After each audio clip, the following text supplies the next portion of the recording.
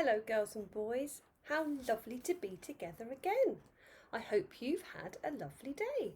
You can probably see just here on my left is today's story. Today's bedtime story is called Up and Down and it's by one of my favourite authors, Oliver Jeffers. And I know myself and Miss McCullion have read you some Oliver Jeffers stories before, and this one is another one about the boy and the penguin. So I hope you're ready for today's bedtime story. Or if you're not watching it at bedtime, I just hope you're ready to listen to today's story. Are those ears turned on? Are you still and quiet? Are you calm and are you ready? So Up and Down today by Oliver Jeffers. Once there were two friends, the boy and the penguin. And they always did everything together. They made music, they played games. Until one day the penguin decided there was something important he really wanted to do all by himself. He wanted to fly. There he is, straight up in the sky. Looks a bit like a plane. He did own wings after all, even if they didn't work very well. Although that did not stop him trying to fly. You see him there, climbing up the ladder, onto the chair, and down. Don't try that at home. He tried and tried and tried, but nothing worked. And it wasn't long before he ran out of ideas. The boy even offered him a go in his plane, but the engine hadn't recovered from its last flight. And besides, it wasn't quite the same. The penguin wanted to do this all by himself. After doing a bit of homework, it seemed as though the odds were against him. So together the boy and the penguin decided it was time to ask for help. So they went to the zoo together. When something caught the penguin's eye, he knew this must be his chance. He saw a poster on the wall which said, "Ever dreamed of flying?" He had. In his excitement he rushed off without a word. The boy did not know where he had gone. The boy looked everywhere. He even thought he'd found his friend for a second when he went to the penguin enclosure.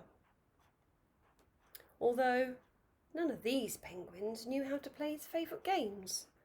So that's when he realised none of them were his friend. Meanwhile, the penguin had found the right place and was hired on the spot.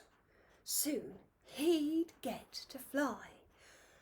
But suddenly he realised he didn't know where his friend was or how to get home. Later that night, the penguin couldn't help but miss his friend. Likewise, the boy could barely sleep for worrying about his friend. The next day, the boy tried to think of all the places the penguin would go. When something caught his eye, he didn't have much time. He saw a poster saying the all-new living Cannonball Tonight. But it was too... skipped a page, sorry. The penguin's big moment had come, but somehow he wasn't so sure about flying anymore. He was going to be shot out of the cannon. He wished the boy knew where he was, and he even wondered if his friend had even noticed that he had gone. We know he had. But it was too late for thoughts like that. He took off like a bullet. The boy rushed in, hoping he could still catch his friend. There he is, in the ring, hoping to catch his friend as he landed. He was terrified and wished his friend was there to help him. There's the penguin. There's the ringmaster. And there is his friend. He was thinking, do I need the pillow to catch him? Do I need the trampoline to catch him? Do I need a net to catch him? Or do I need my arms to catch him? And in the end, he chose his arms. The boy was there to catch him. The friends agreed there was a reason why his wings didn't work very well. Can you think what that might be? You're right, because penguins don't like flying. Have a think about what they do use their wings for though, and tell someone that you're with now. Yes, for swimming. So together, the two friends made a break for home. The boy was on his stilts. The penguin was on his trike. And off they went into the sunset. And they went home to play their favourite game together. Oh, I hope you enjoyed that one as much as I did. I love reading that story. It just makes me remember and think about just how special our friends are. I'm sure you can think of who your special friends are. You've probably got so many of them. You can use a finger and on each hand, just think of all their names.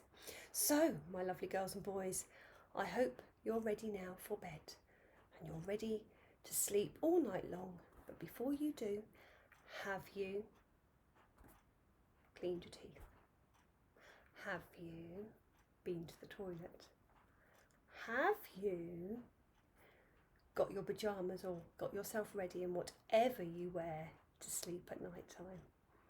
Is your teddy or your cuddly toy ready with you? Is your duvet or your blanket ready on your bed for you? I'm sure everything is just right. So have a wonderful sleep, dream big dreams, and I'll be back tomorrow with another story. But from my house now to your house, have a lovely night's sleep, and I hope that we will all be back together again soon. I miss you. Bye bye. Sleep well.